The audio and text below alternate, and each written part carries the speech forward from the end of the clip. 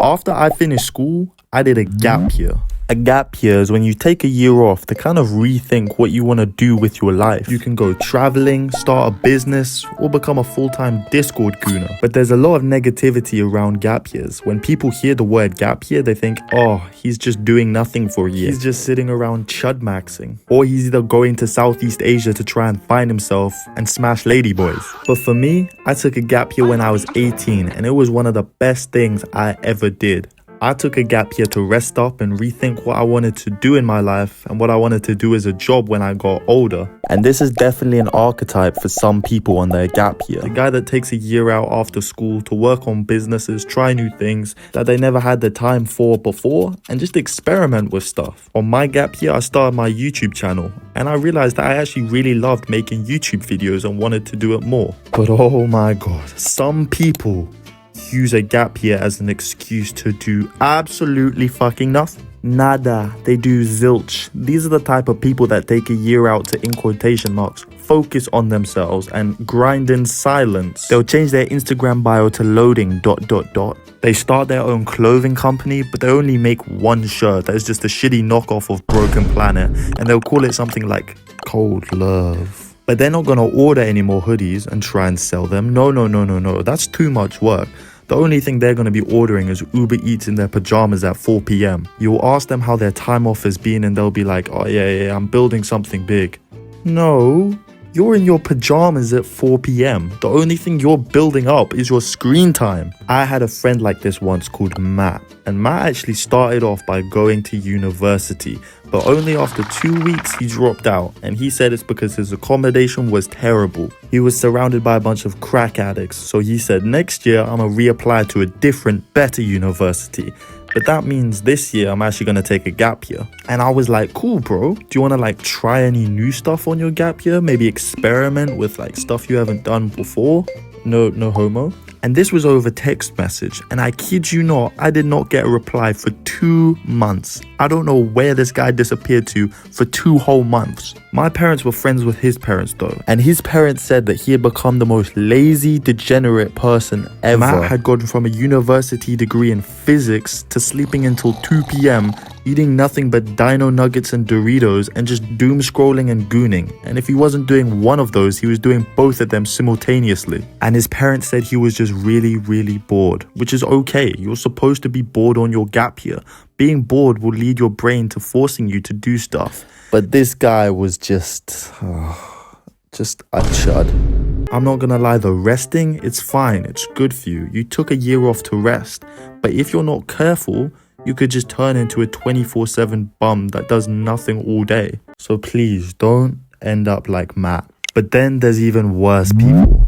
The worldwide traveling people. These guys hail from extremely wealthy parents that give them a massive trust fund as soon as they turn 18. These are the type of people to get mad at their sweet 16 that they got an Audi and not a Mercedes Benz. These guys travel everywhere on their gap year. They do like a whole world tour, and the only question that I have is, where are you getting all this money from? Because have you looked at the recent prices of flying? Yeah, no. There's something fishy going on here. You're either extremely rich or you've got some sort of suspicious monetary source. They'll try and play it down in their little hippie friend group circle as all 8 of them live out of a 2-person camper van. But deep down, we know that there is a trust fund. There is a trust fund behind those eyes. I know. I sense it. I can smell it. These guys go to Thailand and Bali to find themselves, but the only thing they find is themselves with a ladyboy. I have a confession though.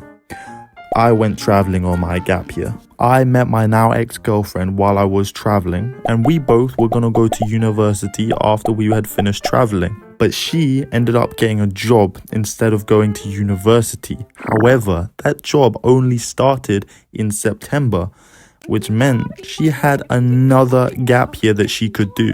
But she didn't want to get a job or do any of that employment stuff. No. So she decided to go traveling again. And when I tell you this woman's Bitmoji was in a new country every 2 weeks, it doesn't make sense. Tell me how you can go from Japan to Guatemala to Uzbekistan in 7 days. Where is this money coming from? How are you moving around so quick? It came from a trust fund. But there's also the opposite of this. People that don't take gap years in between school. No. They start working on their gap year and they really enjoy it. Their plan was to always go to university afterwards, but they really enjoy working. So why would they stop? Not everyone is really committed to university. And if you're making good money, why would you go to university if you enjoy the job you're working? These type of people usually start working in a kitchen or as a barista, but quickly they advance up the ranks and slowly they become manager of the cafe or the restaurant. A gap year can turn into something that you really enjoy, and if you really enjoy it, you would just want to keep doing it. It's the first time you've ever worked a job, and some people just really enjoy it. But see, as you get older, the 9-to-5 grind, it kind of starts to catch up to you. Every day starts to feel a bit repetitive as you kind of just do the same thing over and over again. And the money that felt so much when you took your gap year at 18 now isn't that life-changing. You've got bills, you've got a house, you've got a car that you've got to pay for, and by the end of the month, you don't really have much left over to do much with. At the beginning of my gap year, I actually worked in a kitchen to save up for my traveling. I worked as a kitchen porter, which if you don't know what that is the worst possible job you can get in a kitchen. But even though it was terrible work, I saved up a lot of money and I was making quite good money. I was low-key balling compared to the rest of my broke university friends that were still living off money from their mom and dad and also crazy student loans. And it was fun because I'd never really worked a job before, but quickly the job became so boring. I mean, it's washing fucking dishes. Obviously, it became boring. But I didn't know what to do because I needed the money because I wanted to go traveling and do stuff on my gap year. So I worked for another 2 months and then I quit. But now I want to go over the final form of a gap year person. The people that just don't even care. They don't even act like they have a plan. They're just like, I'm done. I'm cooked. They live in a life of gaming till 6 a.m., vape clouds, crusty ass Doritos, and a sleep schedule that barely exists.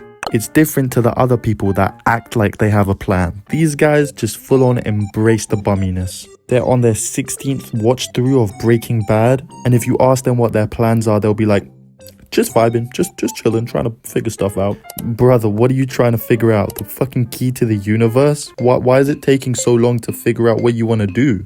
But it wasn't always like this. This type of person is like the final form of the gap year business person. They start out with aspirations and businesses and stuff they want to do. They may even print a couple hoodies out for their clothing brand. But if you're not careful and you don't have a schedule, you're going to lose grasp of time. And then you'll just do nothing. You'll be in a permanent loading screen. It's like that glitch in Minecraft where you fall through bedrock and you just keep falling forever and ever. And it's fair enough that a lot of people find themselves like this. You go from your life being strictly regimented every single day from the years of 0 to 18 to being forced out into the open and expected to know everything.